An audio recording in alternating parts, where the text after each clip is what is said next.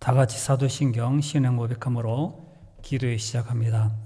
전능하사 천지를 만드신 하나님 아버지를 내가 믿사오며 그 외아들 우리 주 예수 그리스도를 믿사오니 이는 성령으로 잉태하사 동정녀 마리아에게 나시고 본디오 빌라도에게 고난을 받으사 십자가에 못 박혀 죽으시고 장사한 지 사흘 만에 죽은 자 가운데서 다시 살아나시며 하늘에 오르사 전능하신 하나님 우편에 앉아 계시다가 저리로서 산자와 죽은 자를 심판하러 오시리다. 성령을 믿사오며 거룩한 공예와 성도가 서로 교통하는 것과 죄를 사하여 주시는 것과 몸이 다시 사는 것과 영원히 사는 것을 믿사옵나이다. 아멘. 찬송가는 218장 부릅니다. 218장 찬송입니다.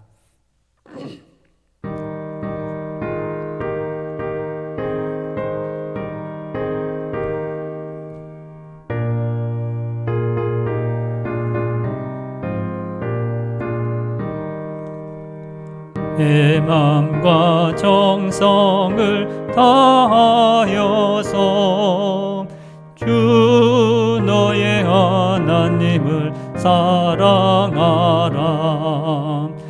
내 몸을 아끼고 사랑하듯 형제와 이웃을 사랑하라. 주께서 우리에게 명하시니 그 명령 따라서 살아가니 널 미워해치는 원수라도 언제나 너그럽게 사랑하라. 널 핍박하는 자 위에서도 신실한 마음으로 복을 빌라. 주께서 우리에게 명하시니 그 명령 따라서 살아가리. 나 항상 주님을 멀리하고 형제를 사랑하지 못하였다. 이러한 죄인을 사랑하사 주께서 몸버려 죽으셨다. 속죄의 큰 사랑 받은 이 몸 내 생명 다 바쳐 충성하리. 아멘. 오늘 하나님 말씀은 잠언 3장 27절부터 35절인데 33절 한 절만 읽겠습니다. 잠언 3장 33절입니다. 잠언 3장 914페이지 잠언 3장 33절 한 절만 읽어야 됩니다. 악인의 집에는 여호와의 저주가 있거니와 의인의 집에는 복이 있느니라. 아멘. 계속 지혜에 대해서 우리가 생각해보고 함께 기도하고 있는데요. 오늘은 지혜로운 자의 행동, 제목을 지혜로운 자의 행동, 처신이라고 하죠. 행동. 지혜로운 사람이 어떻게 해야 지혜로운 사람이라 인정을 받을 수 있을까? 그것에 대해서 생각을 해보려고 합니다. 사람들이 사는 세상에 보면 이렇게 정말 으뜸이 되고 높은 사람인데 행동을 보면 전혀 아닌 사람, 또 똑똑한 것 같은데 행동하는 것을 보면서 아우, 저 사람이 무슨 똑똑한 사람이야. 또 이렇게 경험이 많아서, 연세가 많아서, 경험이 많아서 모든 것 참 잘할 것이다. 그런데 행동을 보면 전혀 아닌 경우, 그런 것이 참 많습니다. 그러므로 오늘은 지혜로운 사람이라면 이렇게 해야 된다. 이것을 오늘 말씀을 통해서 한번 생각해 봅니다. 첫째는 우리에게 도울 수 있을 때 도움을 줘야 지혜로운 사람입니다. 도와줄 때 남이 남에게 도움을 청할 때 그 도움을 거절하지 않고 도움을 줄 때에 그 사람은 지혜로운 사람이라 성경은 그렇게 말합니다. 그런데 오늘 본문에 보면 다른 사람이 좀 도와주세요 그러는데 핑계대는 두 가지 내용이 나옵니다. 하나는 나는 도움을 줄 방법이 없다 그렇게 말하는 겁니다. 우리가 사실 모든 사람에게 모든 경우에 도움을 줄 수는 없어요. 그렇죠? 내가 힘이 부족하고 시간이 없고 아니면 여건이 안 되기 때문에 도움을 줄 수는 없습니다. 어떤 경우에는 나의 권한 밖의 일이기 때문에 못한다. 그래서 제가 맡은 일이 아니라서 딱히 뭐라고 도움을 드릴 방법이 없네요. 그리고 이 회사에 이 단체에 정해진 규칙이기 때문에 저는 못 도와줍니다. 그렇게 말합니다. 도와주고자 하는 마음을 갖고 보면 내 나름대로 도울 수 있는 작은 일들은 얼마든지 있습니다. 그러나 그러지 않고 나는 핑계대면서 나는 도울 수 있는 방법이 없습니다. 그래서 27절을 말씀을 보면 이렇게 말하죠. 27절을 읽어야 됩니다. 27절 말씀입니다. 내 손이 선을 베풀 힘이 있거든 마땅히 받을 자에게 베풀기를 아끼지 말며 이렇게 말합니다. 손이 베풀 힘이 있을 때에 받는 사람에게 베풀기를 아끼지 말라 이렇게 말합니다. 조금만 생각을 바꾸면 선을 베풀 힘과 방법이 있는데도 우리가 일부러 외면하기 때문에 선을 베풀 그런 기회를 놓치는 것입니다. 그러나 지혜로운 사람이라면 기회를 놓치지 않죠. 내가 이것은 도울 수 있구나. 이것까지는 할 수 있구나. 그래서 기회를 놓치지 않고 그를 도와줍니다. 지혜로운 자는 어떻게 하면 도울 수 있을까? 그런 생각을 하게 됩니다. 그래서 나는 도울 방법이 없습니다. 이렇게 말하지 않습니다. 두 번째 핑계대는 내용이 뭡니까? 28절에 보면 이렇게 말합니다. 28절을 읽어야 됩니다. 28절입니다. 내게 있거든 이웃에게 이르기를 갔다가 다시 오라. 내일 주겠노라 하지 말며 이렇게 말합니다. 내일 오라는 거예요. 갔다가 내일 오라는 겁니다. 오늘은 이런저런 이유로 여건이 맞지 않아서 그러니 내일 오라. 그러면 내일 도와줄 수 있다. 이렇게 말합니다. 그런데 이 말의 진짜 의미는 무엇입니까? 귀찮고 싫으니까 내일 오라는 것이지요. 일단 그냥 가라는 겁니다. 또 다시 찾아오는 것은 쉬운 일이 아니기 때문에 몸이 불편하든지 아니면 이렇게 가진 것이 없어서 멀리 갈 수 없는 그런 사람들 내일 온다는 것은 쉽지 않습니다. 그러므로 일단 순간만 지나고 나면 내일은 또다시 오지 않을 수도 있으니까 그렇게 내일 오라 그렇게 말을 합니다. 그런데 그게 도움을 주고자 하는 마음일까요? 사실은 도움을 주고 싶은 마음이 별로 없는 겁니다. 이런 자들은 결국 그 순간 강박하게 함으로 도움을 줄 수 있는 기회를 놓치고 마는 겁니다. 그래서 오늘 성경은 뭐라고 합니까? 다른 사람을 도울 수 있을 때 주저하지 않고 도와주라. 이게 지혜로운 사람이라. 도울 수 있는 기회가 계속 있는 것이 아니라는 것이죠. 지금 도울 수 있는데 돕지 않으면 사실 내일은 내가 어떻게 될지 모르죠. 그가 내일 그 사람으로부터 도움을 받아야 될지, 내가 돈이 있을지, 내가 시간이 있을지 모르기 때문입니다. 그러므로 지금 주어진 기회에 돕지 않으면 내일은 없다는 겁니다. 내일 오라는 것, 이것은 장담을 못한다는 것이죠. 내일 뭐 성을 쌓고요, 내일 뭐 이렇게 엄청난 돈을 벌고 다 내일이 되면 없게 되는 그런 단어입니다. 그러므로 우리는 도움을 줄 수 있는 것도 하나님의 은혜인 줄 알고 남을 도와야 하고요. 도울 힘이 있을 때 도우라는 겁니다. 그래서 도움을 주는 자들로서 역할을 외면해서는 안 되는 것입니다. 이게 지혜로운 사람의 첫째 자세입니다. 행동입니다. 두 번째 행동은 뭡니까? 그를 해하려고 꾀하지 말라 이렇게 말합니다. 악을 도모한다 그러죠. 도모 뭡니까? 어떤 일을 이루려고 대책과 방법을 꾀하는 것, 머리를 돌리는 거죠. 머리를 꿰서 어떻게 저 사람을 이렇게 악하게 할까? 악을 도모하는 것. 그런데 믿는 사람들이 악을 도모한다 그렇게 말합니다. 아마 이런 의심이 생길 거예요. 제대로 믿는 자라면 악할 수가 없죠. 그런데 왜 악을 도모할까? 왜 악한 사람이 될까? 믿으면서도 왜 악한 사람이 될까? 하지만 이런 것이 성도 안에서도 있다는 겁니다. 본문에는 두 가지를 말씀하는데 29절을 보십시오. 29절 말씀에서 이렇게 말씀합니다. 29절을 읽어야 됩니다. 내게 있거든 29절입니다. 내 이웃이 내 곁에서 평안히 살거든 그를 해하려고 꾀하지 말며 이렇게 말씀합니다. 내 이웃이 내 곁에서 평안히 살거든 열심히 옆에서 평안히 삽니다. 잘 살았습니다. 그럴 때 그를 해하려고 마음이 비꼬아서 꾀하지 말라. 해하려고 꾀하지 말라. 겉으로는 아니지만은 내 주변에서 나보다 잘 되는 사람이 있으면 괜히 배가 아파서 사촌이 땅을 사도 배가 아프다 그랬죠. 잘 되면 괜히 배가 아파서 나 해하려고 꾀하지 말라. 악을 도모하지 말라. 이것은 잘못된 일이라 이렇게 말씀합니다. 이것이 바로 악을 꾀하는 겁니다. 잘 되는 것을 박수 쳐주고 오히려 잘 됐구나, 오히려 좀 축하할 일이다 그러는데 그러지 않고 해하려 가면 이것은 악을 꾀하는 일이라 말합니다. 대부분 믿는 사람이라도 겉으로 축하는 하고 잘했어 박수는 쳐주지만은 속으로는 시기하는 경우가 많습니다. 이게 바로 악을 꾀하는 것입니다.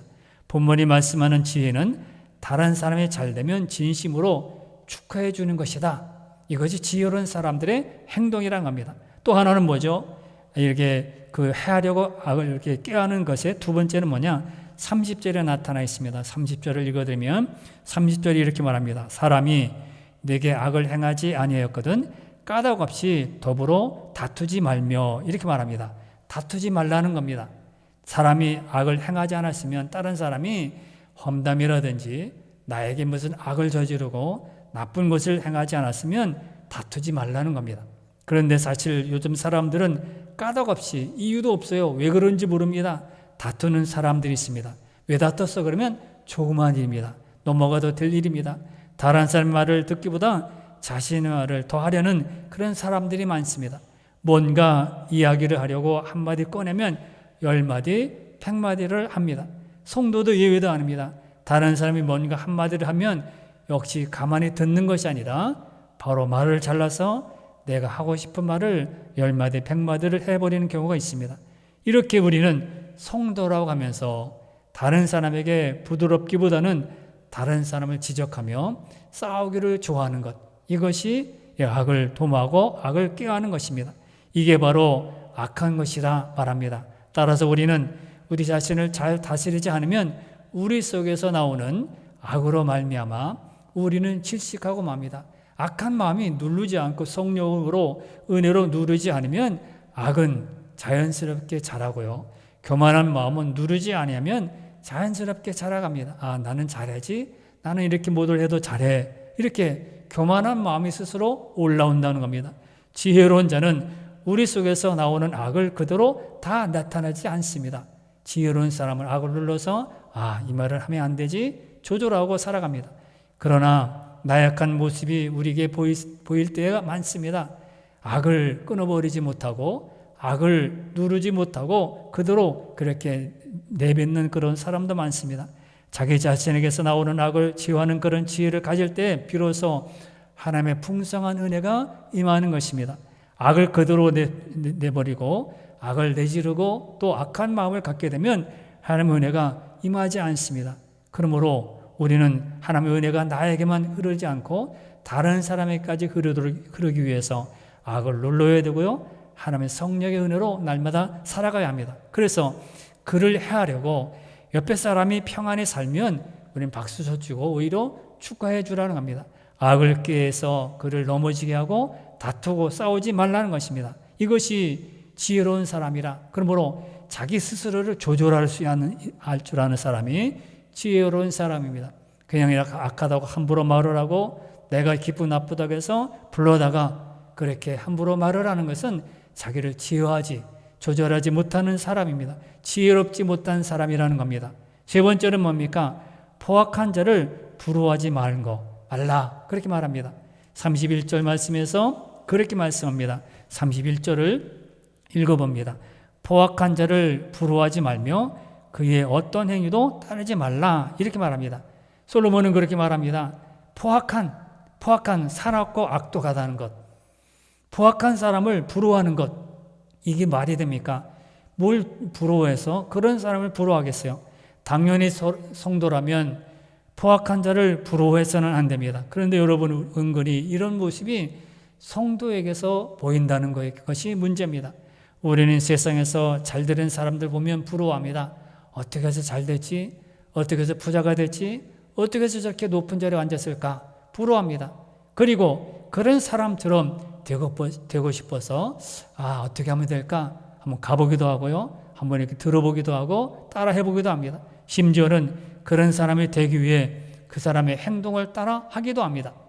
세상 방법으로 성공했다면 그것을 가지고 하나님의 은혜라고 말할 수는 없어요. 우리 모든 것이 잘 되면 다 은혜라. 하나님께서 주신 은혜라. 그렇게 해서 부사 통과하고 법으로 정했는데 법을 어기고 갔어도 하나님이 눈 감아 주셨구나. 은혜다. 이렇게 말할 때가 참 많습니다. 그러나 세상 방법으로 성공했다면 이것이 하나님의 은혜라고 말할 수는 없는 거예요.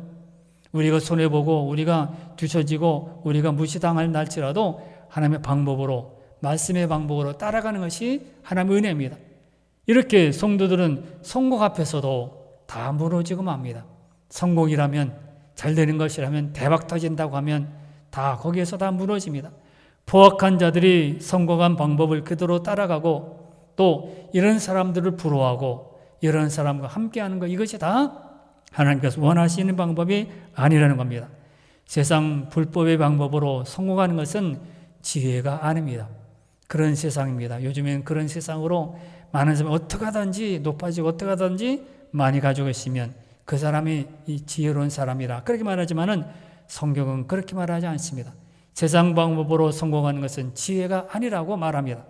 포악한 자들을 따라가면서 성공한 자는 하나님의 역사하심을 제대로 못 본 것이고 볼 수가 없다는 것, 이것이 단점입니다. 이것이 잘못된 것입니다. 그러므로 포악한 자들을 따라가면 잘 된다, 성공할 수 있겠죠. 어떻게든지 남을 누르게 되고요, 무시하고 불법으로 빼앗았으니까 잘 되죠. 그러나 거기에는 하나님의 역사하심이 없다는 겁니다.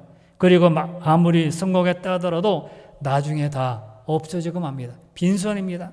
세상에 보면 그런 것이 너무너무 많죠. 주위나 친구나 아는 사람을 통해서도 이런 것을 다 보게 됩니다. 처음에는 잘 나가요. 처음에는 잘 됩니다. 그러나 나중에 보면요, 그 사람들, 그런 사람이 어떻습니까? 무인이고요. 무슨 하나님도 불의한 재판관뿐만 아니라 지금도 하나님도 모르고 누구야 그러고 또 사람도 무시하고 당신 가진 거 얼마야 그러면서 자기를 높이고 막 그럽니다. 그러나 나중에 보면요, 다 없어졌어요. 아무것도 없습니다. 병을 얻고요, 다시 찾아와서 지난 모든 것을 회개합니다. 잘못했습니다. 그런 사람들이 많습니다. 그러므로 포악한 자의 성공을 따라가는 것은 결코 지혜로운 자가 아닙니다. 그래서 오늘 본문에 뭐라고 합니까? 포악한 자를 부러워하지 말라. 그들을 행하는 것을 따르지 말라 말씀합니다. 그러면 여기서 멈출까요? 지혜로운 사람들의 하나님께서 결과 축복이 있는데요, 지혜로운 사람과 그렇지 않은 포악한 사람, 정직하지 않은 폐역한 악인, 거만한 미련한 사람들의 평가가 차이가 많습니다. 지혜로운 자들은 도움을 줄 때 피하지 않고 악을 도모하지 않고 포악한 자를 부러워하지 않는다고 했습니다. 그런 사람들을 오늘 본문에 보면 뭐라고 합니까? 32절 보면 정직한 사람이라 32절의 말 처음에 그랬죠.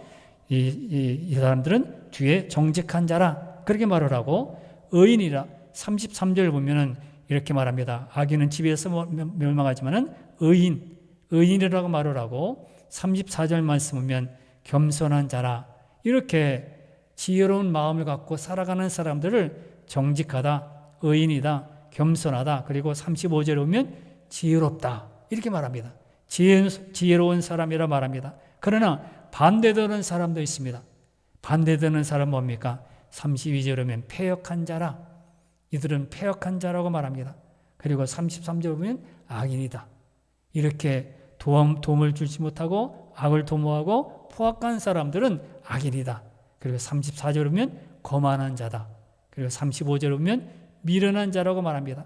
이렇게 32절부터 35절까지 말씀 보면 다른 대조가 되는 말씀이 나오죠. 앞에서는 정직하고 의인이고 겸손하고 이런 지혜로운 자라고 말하지만은 반대되는 사람은 패역하고 악인이고 거만하고 미련한 자라고 말합니다. 이제 우리는 결과에 대해서 알아보아야 합니다. 이런 사람들이 어떻게 된다고 말합니까?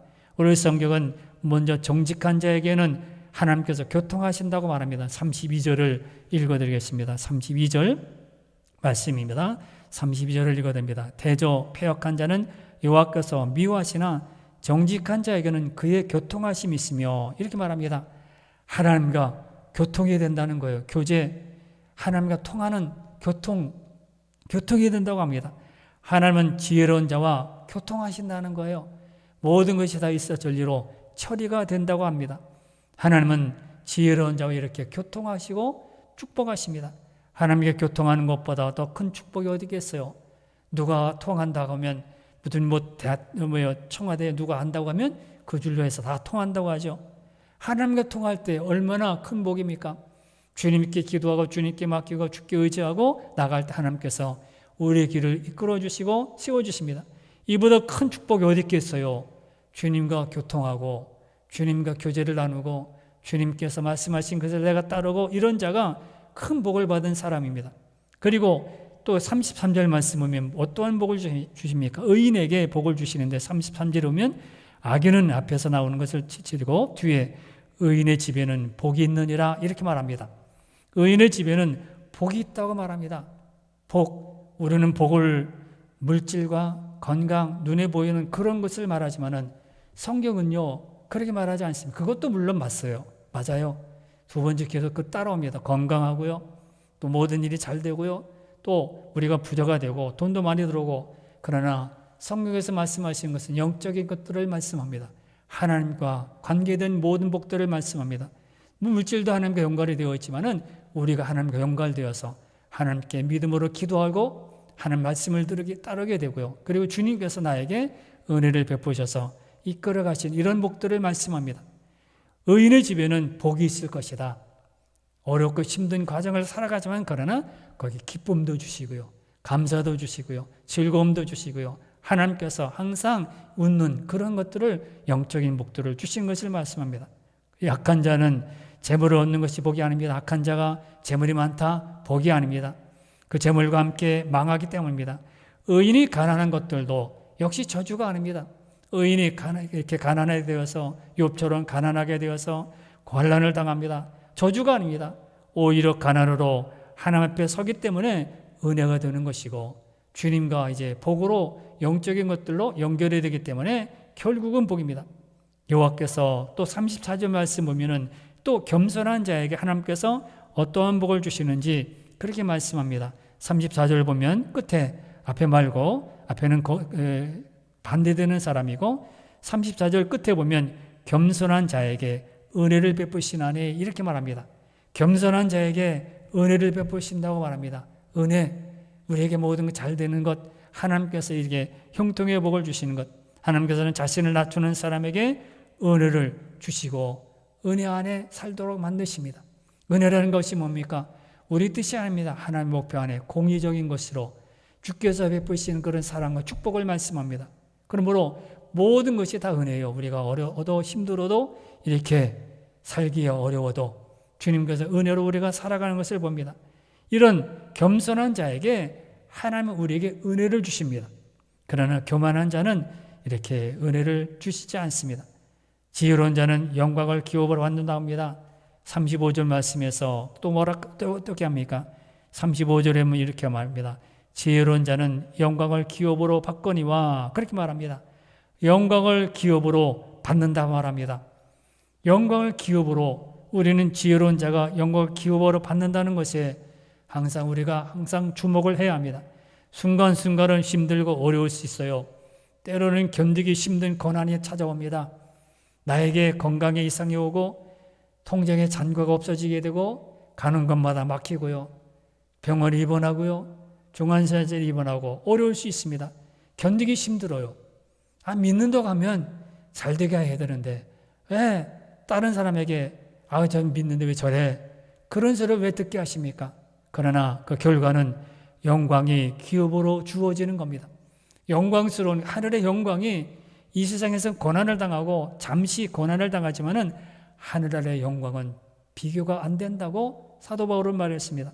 비교할 수 없어요. 주님이 우리를 영광으로 우리를 영접하실 것이라 말씀합니다. 이렇게 지혜롭고 하나님을 따르고 믿음으로 살아가는 사람에게 하나님께서는 이런 복을 주십니다. 복이 있을 것이고 교통하고요, 은혜를 주시고 영광을 기업으로 주시게 합니다. 그러면 반대되는 사람, 지혜롭지 못한 사람 어떻습니까? 패역하고 악인이고 거만한 자라 미련한 사람들은 어떠한 저주가 아니죠. 어떠한 것을 주시는지 생각해 봅니다.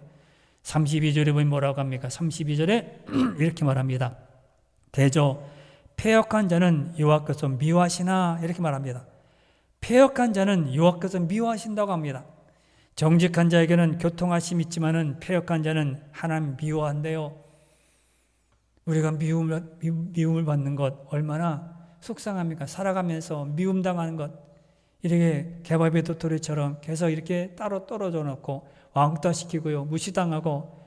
그러나 믿음으로 살고 지혜로운 사람들은 교통하지만은 패역한 자는 하나님 미워하신다 그랬어요. 잘 되는 것 같아도 하나님 미워하십니다. 악인의 집에 이렇게. 그리고 33절 말씀에서 뭐라고 합니까? 33절을 보면은 앞에 이렇게 말합니다. 악인의 집에는 여호와의 저주가 있거니와. 악인의 집에는 여호와의 저주가 있다고 합니다. 하나님의 저주. 악한 사람들은 처음에는 잘 돼요. 잘 올라갑니다. 번성하는 것 같습니다. 그러나 여호와의 저주가 뒤에 있다는 겁니다. 그걸 보고 부러워하지 말고 그들을 따르지 말아야 합니다. 저주, 우리는 저주 싫죠. 고난 싫어하고 환난 싫어합니다. 악인의 집에는 여호와의 저주가 있는 거예요. 부러워하고 그를 따르지 말아야 합니다. 그리고 34절 보면은 이렇게 거만한 자를 뭐라고 합니까? 34절 보면 거만한 자를 비우시신다 그랬어요. 비우는데요, 잘 돼봐라, 그래 가봐라, 그것이 잘 되는 것이 아닙니다. 거만하고 남을 무시하고 뭐 이렇게 텃세 부리고 이렇게 사람들에게 높임을 받고 그런 거죠. 거만하고 없는 것인데 있는 것처럼 하면서 허세 부리는 것이 있죠. 거만한 자를 하나님께서 비우세요. 그래, 내 인생이 얼마나 가는지 주님이 비웃습니다. 미련한 자의 영달은 35절은 또 뭐라고 합니까? 미련한 자는 어떻게 된다고요? 35절이면은 뒤에 보면 끝에 마지막 절에 미련한 자의 영달함은 수치가 된대요. 영달이 뭡니까? 높은 지위에 오르고 귀하게 되는 것. 그래서 뭐 군수가 된다든지 뭐 장관이 된다든지 높은 지위에 올라서 귀하게 대접받는 것, 이게 영달입니다. 그런데 미련한 자의 영달, 높아지고 뛰어나고 높은 사람이 되었지만 수치가 된다 그랬어요. 오히려 수치가 된다고 합니다. 미련한 자의 영달을 부러워할 필요가 없습니다. 미련한 자는 영달은 자체가 수치예요. 그렇게 돼서 올라가면 뭐합니까? 그렇게 악랄하게 해서 올라가면 뭐합니까? 수치죠. 사랑하는 성도 여러분, 지혜로운 자는 하나님의 은혜를 주시고 복받는 자리로 인도해 주십니다. 그러므로 우리는 지혜로운 그런 행동을 해야 합니다. 지혜로운 자가 살아가야 합니다. 미련한 자는 겉으로 볼 때 성공할 것 같지만은 결국 망합니다. 반면 지혜로운 자들이 지금은 작아 보이고 지금은 아무것도 없는 것 같아요. 그러나 결국은 하나님 앞에 서게 되고요, 하나님께서 영광으로 기업으로 삼게 해주시고 은혜를 주신 겁니다. 남을 도울 기회가 있을 때 미루지 말아야 합니다. 악한 자를 따라서 부러워하지 말아야 합니다. 불법으로 이익을 보는 그런 사람들을 그렇게 따라가서 안 됩니다. 여러분 모두 지혜로운 자의 자리에 서서 하나님을 섬기며 주님 앞에서 주신 그런 사명들을 잘 감당하시길 바랍니다. 이 시간에도 여러분 기도할 때 하나님 도와주는 자가 되게 주옵소서. 나는 도울 것이 없는데 그러나 내가 조그만 것이라도 도울 수 있을 때가 있을 것입니다. 그럴 때에 도와주는 자가 되게 주옵소서. 남을 해하려고 악을 행하지 않게 주옵소서. 포악한 자를 부러워하지 말게 주옵소서. 이렇게 기도하는 여러분들에 대해서 주님이 주시는 지혜로운 자에게 주시는 그런 축복이 여러분 가정에, 여러분 기도하는 모든 가정에 임할 수 있기를 바랍니다. 다 같이 기도합니다. 주여